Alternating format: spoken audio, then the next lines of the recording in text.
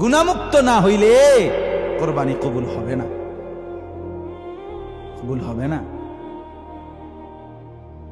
রোজগার হালাল না, ওজনে কম দিয়া, মিথ্যা বললা, বাটপারি সিটারি কইরা, সুদের টাকা, ঘুষের টাকা, অবৈধ টাকা, হারাম টাকা, শুধু সুদ নামিয়া বাজারে বছরের পর বছর ব্যবসা করেন যারা, ওজনে কম দেন, পণ্যটা হলো 3 নম্বর, আমনে করলে 1 নম্বরের রুফেরটা।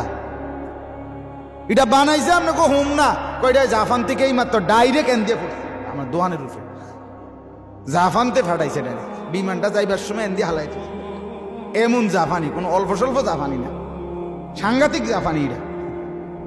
এই সমস্ত কাঁচা মিথ্যা কথা, ডাকাত, এগুলো বলে বলে কামাই রোজগারি কইরা এখন কোরবানি করো, কোরবানির রেগুলার গোস্ত খাইতে পারবা, সামরা আরে গোস্ত সিদ্ধ হইব, রুডিও বেলতে পারবো, এটি ঠিক আছে, কিন্তু আসমানে পৌঁছবে না, আল্লাহ নিবে না।